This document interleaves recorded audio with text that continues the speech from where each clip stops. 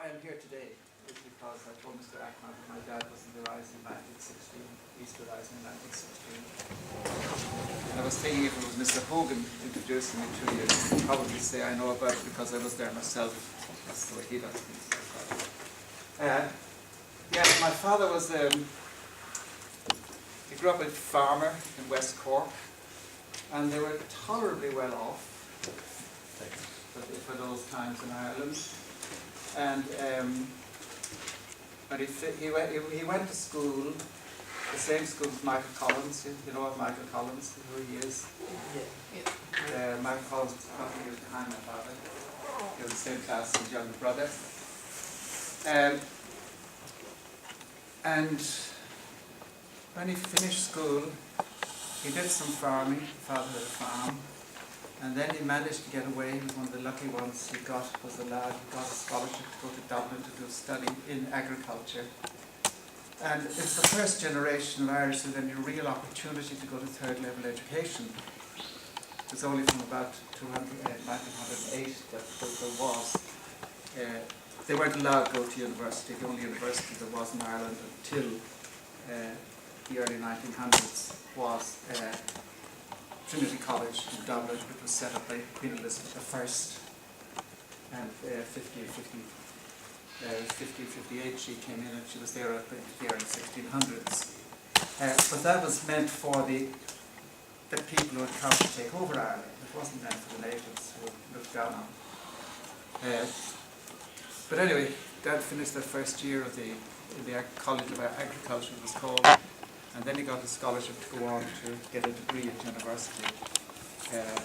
And in his third year, or the final year, he was age 24 when he went up in 1912. And in 1916, he was going home for the Easter holidays, and someone said, hang around, he was going to hang around, something might happen. So it did happen. And then on Easter Sunday, how much do you know about it? Do you know how many people actually got onto the streets on the Easter Sunday in Dublin? There was supposed to be a massive uprising throughout the country. Now, it has a very complex background because, and it goes back to the gradual takeover of Ireland, beginning with the Henry VIII, and then Queen Elizabeth. But also, it wasn't just taking over land at that time. What had happened just in the middle of that century to make it something else, it meant taking over Catholic land. Because the Irish refused to swear the oath of allegiance, with few exceptions. They had to swear an oath of allegiance to King Henry VIII as the head of their head, and at their head of their church, even as in England. And they said no to that. So there was a combination of two things: England taking the land, and they planted a lot of English settlers in the land, gave them vast areas of land, and at the same time, the native population, it became a matter of not just race, Anglo-Saxon against Celtic nationalists. It also became a matter of religion. So, and then gradually, of course, as things went on and on, the Irish were less and less well educated, and because of things that happened in the 1600s, I don't know how much you know about that, about what happened in English history. When the Stuart kings came in,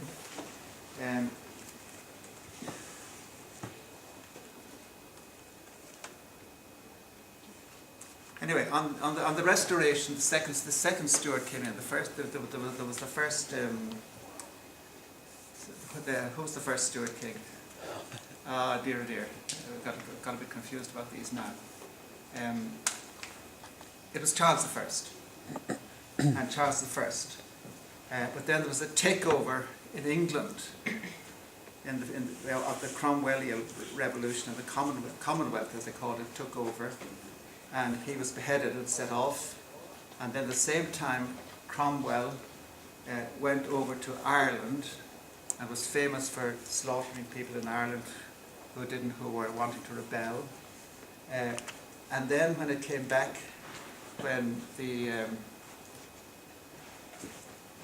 king was restored, there was the restoration of the kingship in 1660, and from then on, things were not too bad, but at the same time, the Irish were wanting to get their freedom, to get their land, and they were losing their language now as well, the Irish language, and they were being less and less well educated. So there was a pressure on between the three things: race, religion, and nationalism, the ownership of the land. Now that went on for centuries.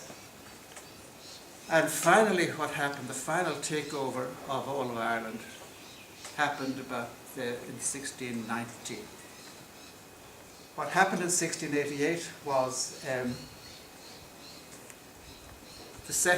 King James II, the Stuart king, actually was Catholic, but he was being resisted in England and he had to escape. And he escaped to Ireland, where he was welcomed by all the native Irish Catholics, and they supported him. So he was the actual king, but he was being looked for by the enemy over in England. And then here he was going and siding with these rebel native Irish. They were looked on as lower class citizens anyway. And here he was. So anyway, there was a bit of fighting that went on, and then it ended up though, and